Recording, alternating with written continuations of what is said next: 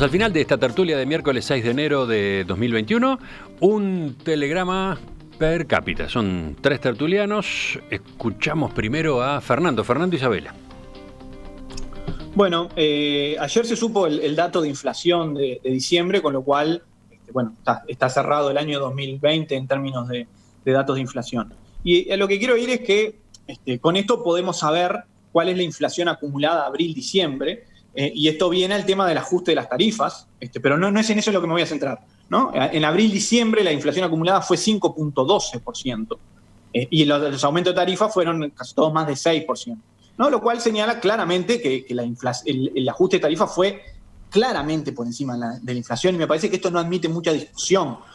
Y no voy al tema que voy, no es al incumplimiento del tema de campaña ni nada más, ni nada de eso, sino quiero señalar que el comunicado de presidencia, cuando sale el comunicado de presidencia de ajuste de tarifas, dice explícitamente, y lo leo, los ajustes tarifarios que decretará el Poder Ejecutivo están por debajo de la inflación. Y eso es claramente erróneo. No quiero decir mentira, pero es claramente erróneo.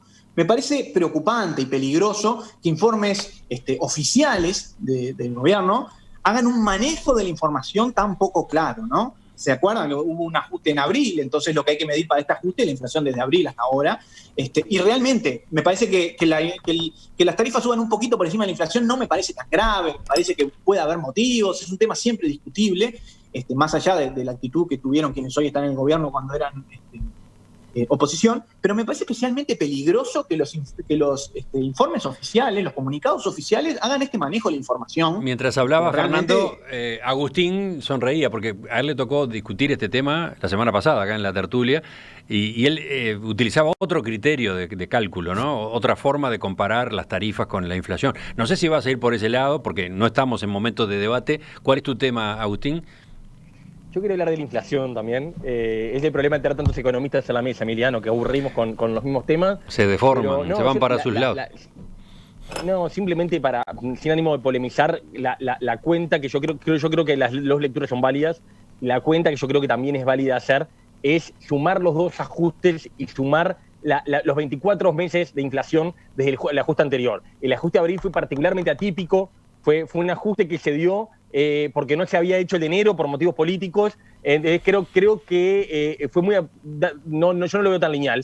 Y creo que si uno suma los dos ajustes y suma los 24 meses de inflación, la cuenta no da lo que dice Fernando, pero yo creo que hay una discusión ahí abierta, pero no estamos en el momento de polemizar. Mi punto era simplemente llamar la atención sobre la inflación. Volvió a cerrar apenas por debajo del 10%, al final fue un poquito menos de lo que esperábamos, 9,4%. Uruguay tiene una inflación muy, muy alta. Es alta en cualquier comparación internacional, es la tercera más alta de Sudamérica sistemáticamente todos los años. Después de Venezuela y Argentina, tenemos la inflación más alta de Sudamérica sistemáticamente. Y esto es un problema para el tema de las tarifas. ¿Por qué hay ajuste de tarifas tan importante todos los años? Porque somos una economía inflacionaria, los costos de UTE, de Antel suben y hay que acomodar los precios. Es un problema para la dolarización de la economía. ¿Por qué estamos obsesionados con el dólar y ahorramos en dólares y ponemos muchos precios en dólares? Bueno, entre otras cosas porque tenemos inflación, y es un problema que Uruguay hizo una transición en los 90 muy importante, que la bajó, pero no terminó de hacer el trabajo, y hoy una inflación razonable es un tercio de la que tiene Uruguay. Me consta, creo que nos consta a todos, que el Banco Central se puso eso como meta, a pesar de que pueda tener algún costo en temas de competitividad de corto plazo. Creo que sería un capital para el país muy, muy importante y sería muy, muy sano para la economía ir a inflaciones mucho más razonables. Parece un tema lejano de la vida de la gente, pero claramente no lo es. Tener una economía más eficiente, más justa, también es tener una inflación mucho más baja, y Uruguay lo puede hacer y lo debe hacer. Vamos al último telegrama, se nos alargaron los telegramas, pasa eso a veces.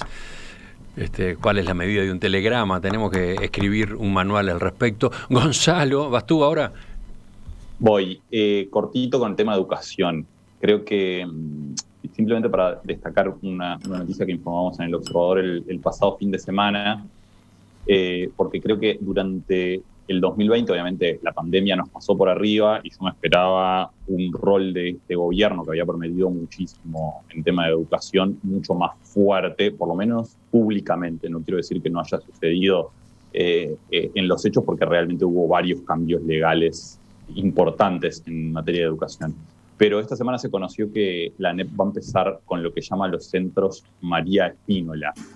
Son 12 centros en lugares de contexto crítico, decidieron apostar básicamente al interior, solamente hay un centro, una UTU en Montevideo, en las que se va a un modelo que es algo más complejo que solamente tiempo completo. Tienen en realidad un modelo que creo que da para desarrollarlo mucho más, pero que me parecía importante destacarlo porque es un primer cambio práctico, digamos, más allá de los cambios legales que se habían hecho, es un primer cambio práctico que se ve en la enseñanza a partir de este año.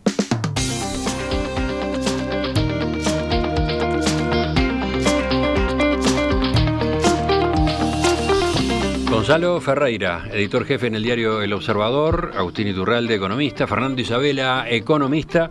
Gracias a los tres por la participación en la tertulia de hoy.